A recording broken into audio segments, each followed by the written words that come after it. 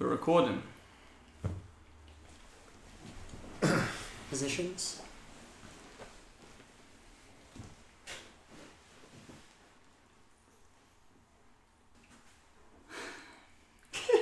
Wait, no, stop! What in the actual ass? Hit it! Yo, what's up guys? Welcome back to another episode of The Usual Suspects. Today we are talking about Deadpool 2. I am Young Ards, back with the fresh trim, obviously don't talk too much about it. On my right we've got the man himself, the man, the myth, the Mandarin, the man formerly known as Alex K. Thank you for that. And to my right... Yeah. It's your boy AG, the Uncanny Andrew. I'm back. I'm also back. It's Hainsley B, aka The Critics. Good to be back. Let's jump right into it. First of all, we're doing spoilers, right? Yeah. This is a spoilerific podcast. Yeah. So if you haven't seen the films, I'd advise you to go watch first, unless you just don't care. Yeah. So, somebody, anybody, tell us, what is Deadpool 2? I can't remember.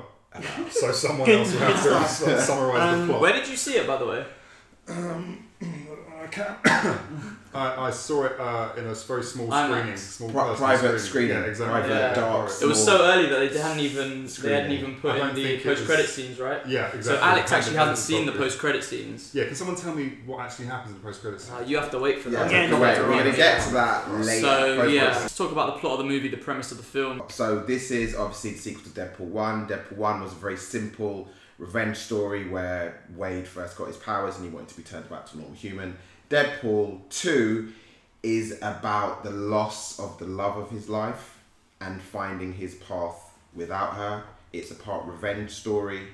It's part time travel story. It's very much a family story. He says it himself. It's a bit of a family story. So he loses the love of his life basically, and it's about finding his path in the world without her, and that may or may not be through helping a young mutant. Nicely done. Succinct. Yeah, well said. Comprehensive. There you go. So what did we think of just the plot? What did we think of the structure? What did we think of the plot? What did you think of it? Well, I'm gonna go for a sort of compliment sandwich sort of thing. Okay, do it. Serve it. Bar it. So, boom. Good. Yes. Fine. It worked. Yeah. In terms of the narrative, it drove the story forward. A criticism of the film was that it didn't really have a plot, and I didn't really get that as a sense. But my negative with it is that it's very, very, very derivative. Lots of it. Of what? Of, namely, Days of Future Past.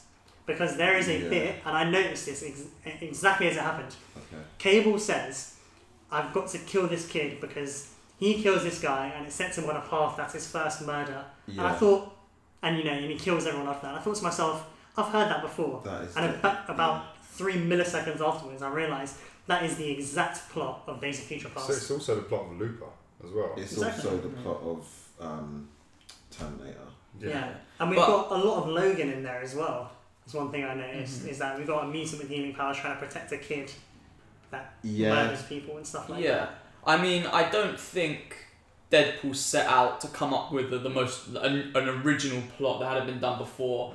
I think people coming back to see Deadpool, it was a bonus to have some sort of storytelling behind it. I mean, people came back for number one, the meta jokes, the breaking the fourth wall, the character who's very aware of his surroundings and the universe he's in, not just the universe he's in, but the entire comic book and, well, you know, the universe we're all chilling in. Yeah. So there's that, the comedic side of that, and also the brutal R-rated action and violence. So I do get that as well. Like, the reason it sort of like bothered me was because if they had made reference to it, and the reason it bothered me is because it's word for word, like Xavier says this about Mystique in Days of Future Past. Yeah. It's word for word. Now, if they referenced that, I would have been like, okay, that's a nod. That's Deadpool doing what he does. Yeah. Deadpool said a line where he goes, Days of Future Past, that, or something like that. Yeah. Then I would have been like, okay, you know what, I'll allow it, you know. But the fact that no one referenced it, it made me sort of think,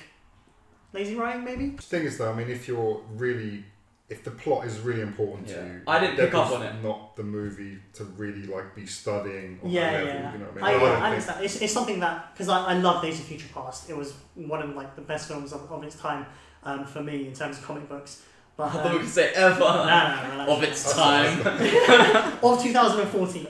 What did you make of the plot? I wasn't that interested in the plot. You know what I mean? Yeah. I was not really watching it for the plot. I mean, it held up to a certain extent. Like it's very derivative. You can pick up 5 other movies that have done the main plot points before. Yeah. But I just like watching Deadpool. Like he's the movie, you know. It's just the humour, the character. Ryan Reynolds really is now living that character and has found his feet completely with it, and it just rattles along. You just enjoy it. It's like a comedy show to me. You know, it's just like a brutal action comedy film. You know what I mean? It works on that level. I'm not really interested in the plot. I was just gonna say similar to you. I wasn't really paying attention to breaking down the plot in any way, or I was just enjoying. You know, the plot led to him meeting Cable, and that was enough of it. Like, why is Cable here? Yeah. Oh, okay, this is the reason. That's all I needed. Yeah, it's just like a series of things to put them in certain, put them in certain situations and to have them go on an adventure, just to set the wheels in motion. Yeah, basically. I'm probably a mixture between what you guys are saying. I understand where you're coming from, and I see where both of you are coming from, because there is an element of the plot and the story where I'm a bit like, I know it's a Deadpool movie and we don't need a huge plot vehicle to get stuff going, but sometimes if there isn't some level of driving force, it can leave some people feeling quite hollow. And I think the main difference I have with the way I view the first Deadpool movie and this one is that the first Deadpool movie was almost like a B movie. It was just a very simple revenge story. Yeah. That's it. I don't need to worry about timelines. I don't need to worry about motivations. I don't need to worry about who's doing what, where, when, how. You fucked up his face and made him into a mutant. He wants revenge and he wants to kill him. But there was a kind of rom-com type infusion into the first one as well. Like and I love that about Deadpool 1. A-B storyline. Yeah. So your main storyline is the revenge one, and then under that you've got his relationship with his girlfriend. And they both work very simply in tandem with each other, and I respect the simplicity. And where I kind of agree with you with this new one is that they did add much more layers to the story. Yeah.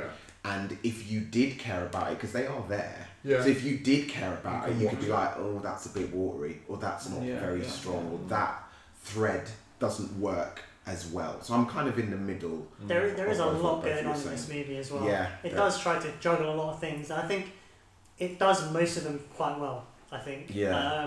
I like the execution of certain things, like for example the Axel storyline. Yeah. I thought the movie was going to go in one direction, and it went in the opposite, and I loved that. What did you? Let's talk about tone. What did you guys make of the tone of the movie? Because that's the plot. The tone. There's a lot going on there in terms of tone. So you've got action, comedy, romance, drama. Yeah. Obviously all the meta stuff. But how do you? I have to admit, I felt a bit when it tries to get very emotional. Yeah. And, switches into this like painful love story about the spoiler dead girlfriend. Yeah. It lost me a little bit. You know what I mean? I'm suddenly feeling a bit manipulated. Like, am I supposed to feel sad here?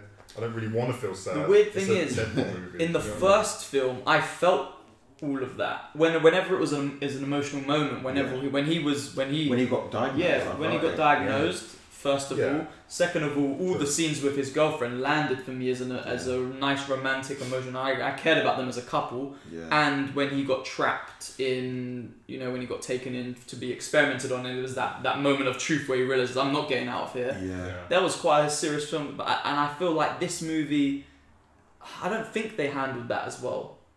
I think, like you say, you needed something to give it some depth other than it just being a series of gags. You know what I mean? You need something there. Yeah. And it didn't necessarily not work. I didn't really engage with that side of it.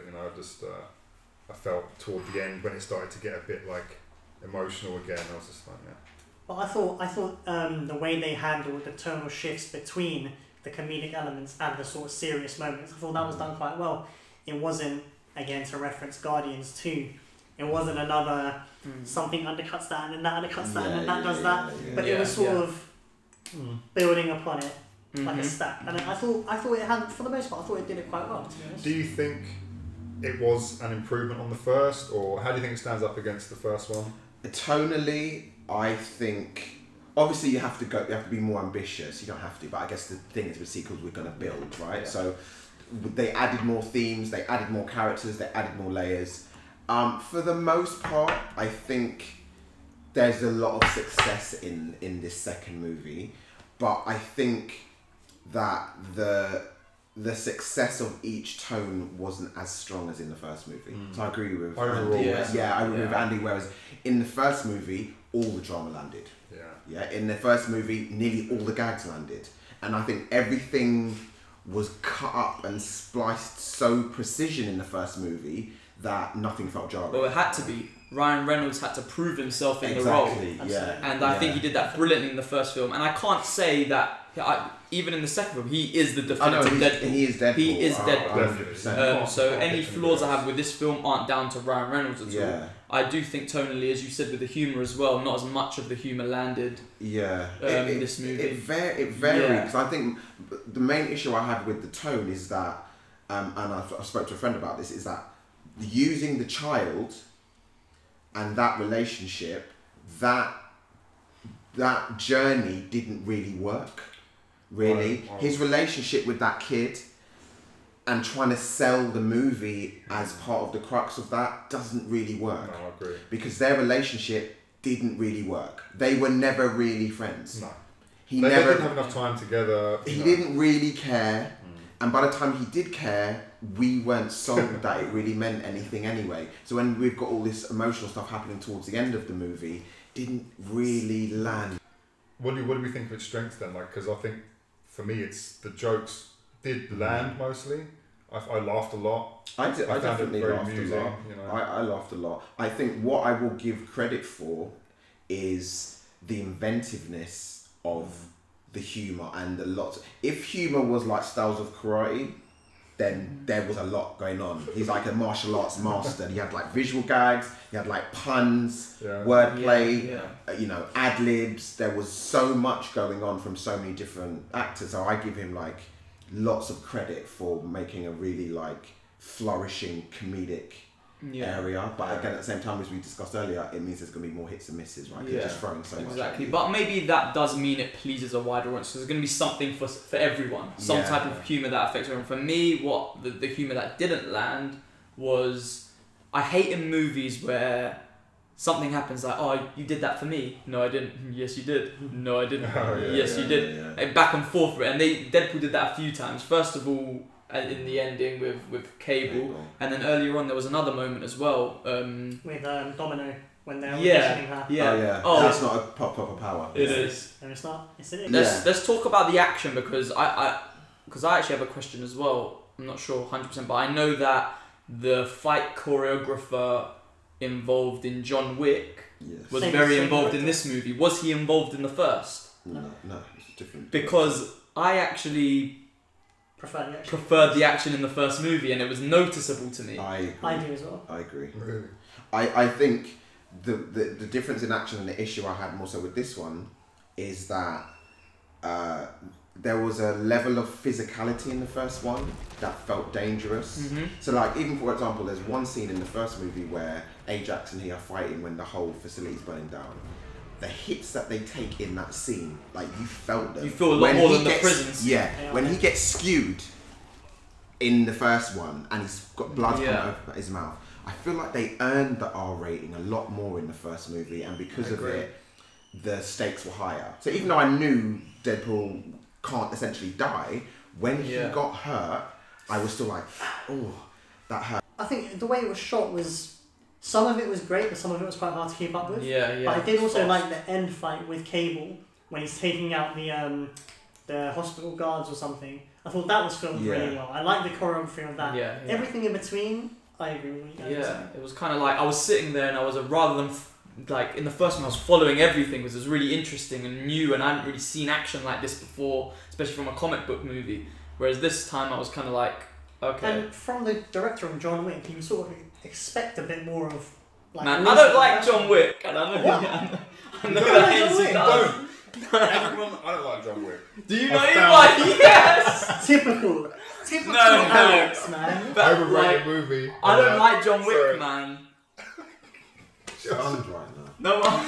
The shell shock face. It has such a cult following. I don't know how. did it. Yeah, I think it's got a It was following. fun for like 15 minutes, and then I was just like, this is boring. Yeah, it's just You guys are baffed. Keanu Reeves just has no personality in that movie. That's Keanu Reeves' personality. But also John Wick 2. His personality. John Wick 2 like got just as much love as Yeah, the first exactly. one. And I was like, I'm gonna give this one a chance because everyone loved the first one. Maybe I watched the first one so early I didn't really. It's a good film. I don't want to go into reviewing this movie, something but else. But there's two directors who directed John Wick, yeah. and one of them came on to do this Deadpool movie. He's the same one who did Atomic Blonde as well. I don't know if anyone saw that. It's got lots of really good fight scenes in it. I think what the in terms of action, what I feel it was lacking is there was a level of weight missing. So I felt like all the Hong Kong stuff, it looked nice, but there wasn't any weight. Physical weight to the things that were happening. And I felt like this movie, even in terms of the grading and the saturation, they turned it into more of a cartoon.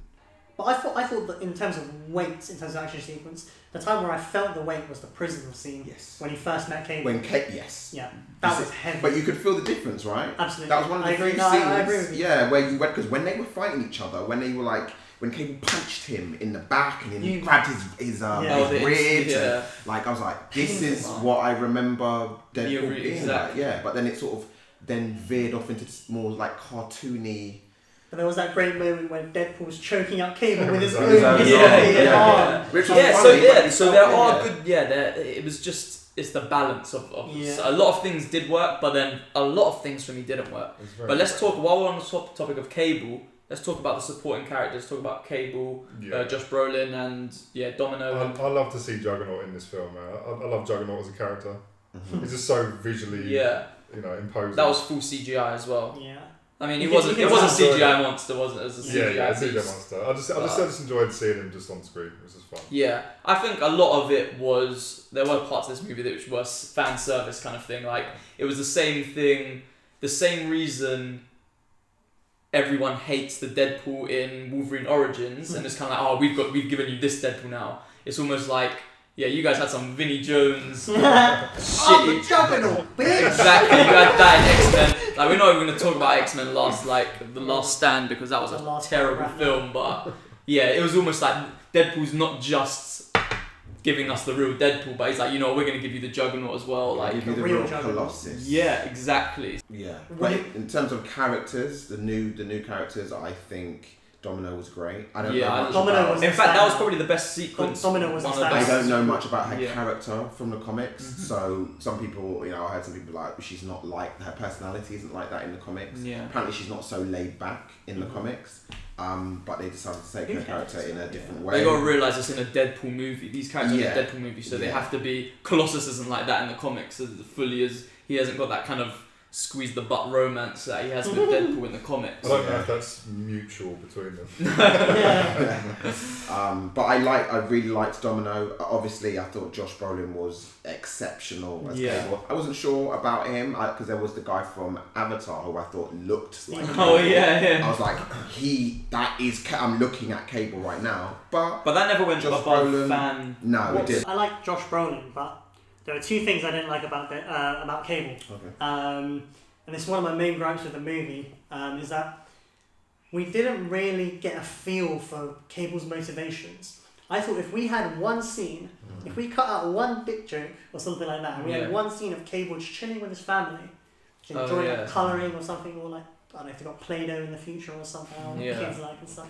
But if we had one scene with them as a family and he's like, haha, I love my family, woo, then it would have made the whole motivation a lot better for me. I think having one like origin scene of Cable would have driven the narrative forward. We would have understood his motivation a bit more. We potentially would have sided with him a bit more, and I think it would have made the whole story just a bit better. I think what the movie did instead of that was show you Ryan Reynolds' motivations with his girlfriend dying, that's right. And then just kind of applying that to when Cable does reveal it, it's kind of like, oh, remember how you felt when this happened to you. So I feel the same way. So what did you make of the characters? Who did you like? Apart from Juggernaut? I found all of the supporting cast a little bit forgettable. Domino's obviously got a lot of charisma and she's a great actress, and I enjoyed her in the role. But yeah, I didn't really. None of them really stay in the memory. I thought it was funny the way they introduced all the X-Force and then just like murked them off. Well, the only X-Force character I did like was Bill, Bob, or whatever his name. Bill. What? What's his name? Bill? Or Bob, what was it? Who the hell's the average Joe? Peter. Peter. Peter! Man, John. Billy Bill Bob. This is your I'm sorry if your name's with- Bill and Bob, but this that's a is very your standard character name. Taika Waititi Taika. moment all over again. Bob, Billy, Bob. Well, Peter is okay. Peter. Anyway, That was funny. Yeah. he was great. The others, there was the guy who was so that was a nice little Easter egg. There's a guy from Mojo World who's a big villain in Shatterstar. X-Men universe, Shatterstar. Then we had the Vanisher. Excellent cameo. Best cameo in the film by far, Yes. I think. That blinking. Brad Pitt. Yeah, Brad Pitt. Yeah, the Vanisher. Mm-hmm. They were all great. Okay. Speaking of cameos though, they're literal blink and you'll miss it, and I know that because I blinked and nearly missed it. I missed it. X-Men cameo. Oh, okay, yeah. Because that was. Oh Pretty yeah, that. what when he had to close the door? Yeah. I saw nice, the Bald Beast. Head and I saw Quicksilver and I saw Blue of the Beast. Steve Yeah, Storm yeah. was in That was a there nice too. moment actually. Was she? Yeah, that was Storm good. in Yeah, I there missed too, her. It was nice to see that they were it was almost, Yeah. and it was a nice callback to the first movie. Exactly. Where So I liked when they called back to the first Yeah. film. There's a few characters that we haven't mentioned. One, I don't know, we've been speaking about supporting cast, but the kid. See, I liked him. Which kid? I liked him. Oh, John, which kid? oh yeah. What is his name? Russell. Russell. I love the New Zealand accent. Oh, It right. reminded me of Korg. Taika Waititi, Right. Hunt for the Wilder People. and Yeah. stuff. He was in Hunt for the Wilder Yeah, People, yeah. wasn't he? You're not the Terminator. I'm the Do Terminator. you think that I thought- he was miscast? Yes, I didn't really like him You in the do. role. Yeah. Do you think that the kid was miscast? I mean, I liked him. I thought he filled the role well. I think. They- I think. They Well, tried who- to capitalise on the On kid, him, you know what I on mean? that And it actor. just felt a bit like cheap in the end. Who would you have cast though? Anyone in mind? I wouldn't say he was miscast. However, I can see how they could have went a different direction. It could have worked better. So other elements of that character's story arc would have worked better if you had a different actor. Do you want? Have you seen Chronicle? Yes. What's his name? Dane DeHaan. Dane DeHaan. He's too old. He's too old, man. No, but it's But like that that sort of type of- character. right. Oh, I see. Like a Okay, weird. like a torn. I'd have liked Yeah. the kid. You know the kid from talking of Looper again. Actually, the kid from Looper. Joseph. I don't know his name now. Gordon Levitt.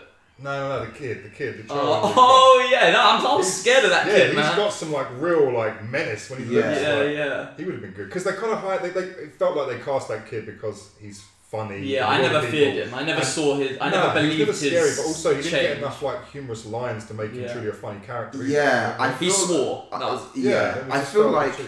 in this movie they only had one straight man in terms of somebody who didn't crack jokes, and that was Cable. Yeah. I feel like there should have been more though. I feel like there should have been a few more people that should have played it straight because there were too many Yeah, comedic voices trying to vie for comedy. Yeah, and it's meant to be Deadpool in a world of Yeah. Yeah, seriousness. I don't mind if other people are funny on occasion, but I But think not to that sometimes level. there were instances where like we have like 5 people trying to out-riff each other, Yeah. and it was Yeah, like yeah. we could have streamlined Like the scene with the voices. legs where everyone's just Yeah. like, It was aside. Yeah, going from that, one of the, I know I talked a lot about things that didn't work in the movie for me. I really liked it, but another Yeah. big thing was Dilpinder. Hated didn't him. like him. Hated him. Well, I loved him in the first film. I loved him in the Yeah, first this film, is- but in the second, he was too much for me. Fair enough, you want to Yeah. be part of X-Force, but go away, man. Just have 1 or 2 lines here and there. Obviously, Yeah. TJ Miller in the bin, obviously, for what he's done, but Yeah. Yeah, His that's. I jokes was. were I half didn't and know where.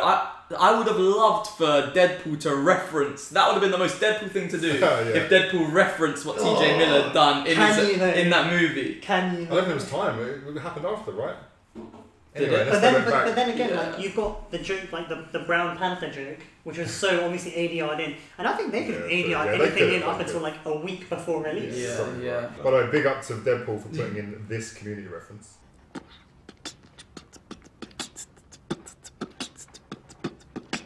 ¿Dónde está la biblioteca? Me llamo T-Bone, la araña discoteca. Discoteca, muñeca, la biblioteca. Es el bigote grande, pero manteca. Okay, should we talk about Easter eggs or the ending?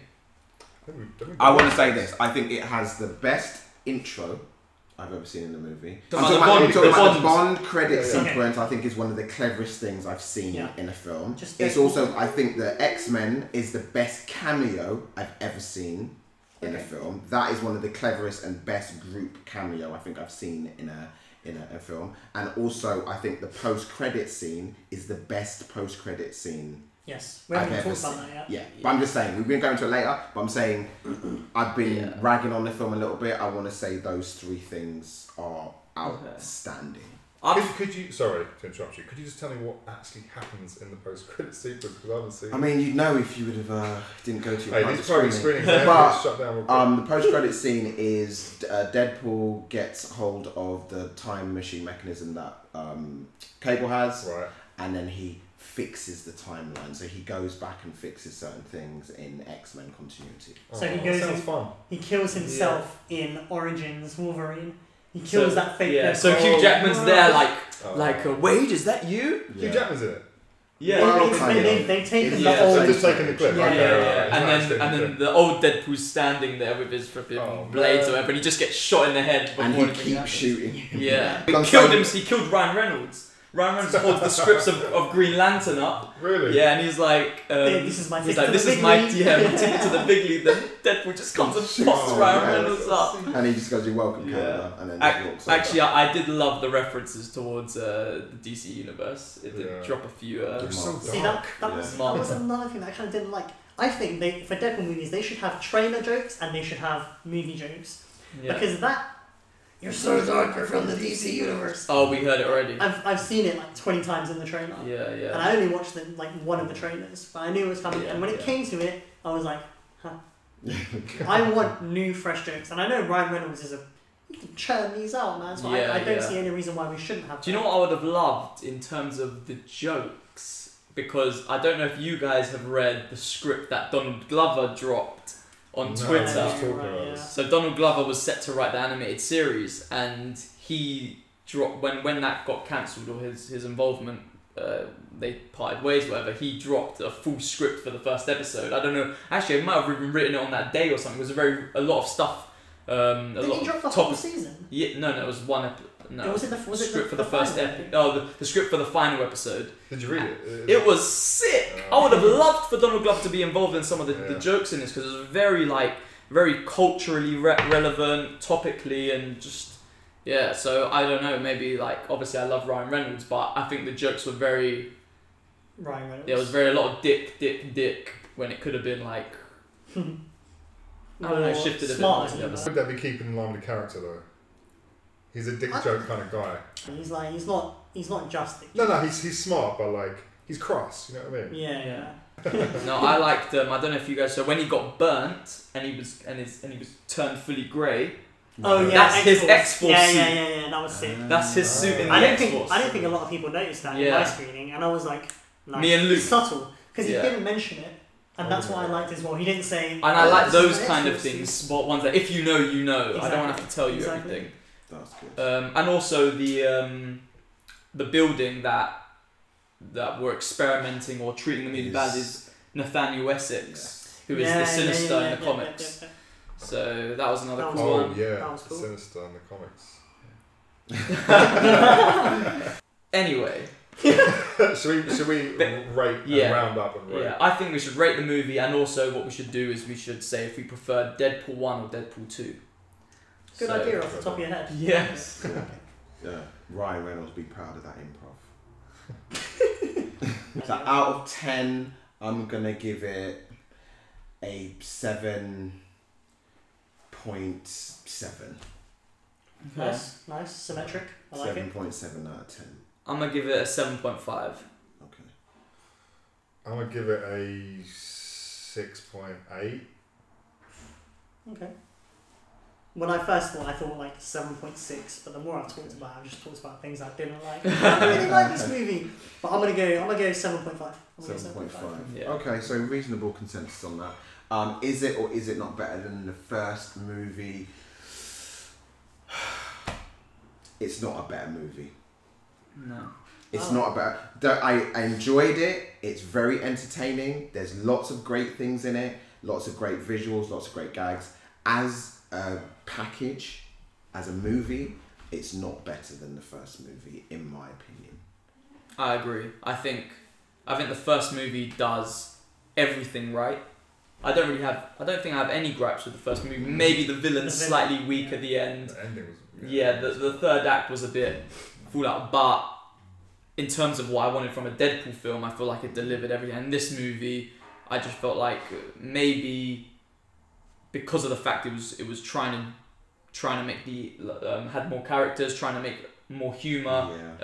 It meant that some of it wouldn't land. So I think it's a shame because I like some of the characters from the second movie, Domino, Cable, the fact that Juggernaut appeared. So there are things that I like which the first movie didn't really have anything of. But it's hard to compare. I think the first movie for me, hands down, is. But I'd give the first movie like 8.6, 8.7.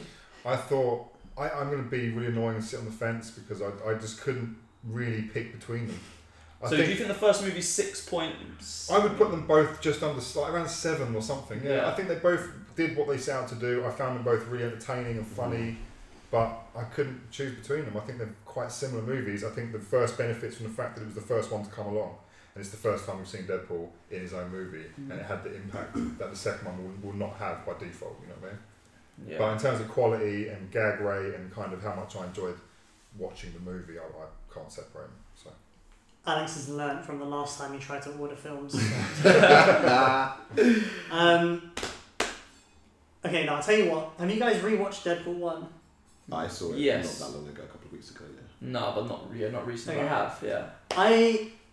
I think this movie has something that the first one doesn't, and that's rewatchability. Because when I rewatched Deadpool 1, I would say 80% of the jokes didn't land for me, like at all. And I think this movie doesn't rely on its jokes as much as the first one does. But have you seen the movie more than once? I haven't. But I'm gonna say, like, one thing I noticed is that all the jokes were toned down. There was a lot less of all the fourth wall breaking and stuff like that. And as a cinematic experience, the first one, it's a marvel of its time. Not to take anything away from it, it changed the game. Changed everything. For R-rated movies as well. Yeah. Even just for superhero movies, the fact that we can take more risks and stuff like that, go for these like characters with bloody origins and F this and F that. But coming out of it, I say I preferred the second one purely because of that rewatchability, the fact that it's got more layers to it. Like, I can watch it to enjoy Domino, I can watch it to see Cable, whereas the first one, I'm watching it for Deadpool, I'm watching it for Ryan Reynolds. And I think this one has a bit more substance to it, and that's why I feel like I prefer it. But you know what's weird? I think that the general consensus is that people are saying it's better than the first. It's everything you love about the first and better. But I didn't get that. I don't know.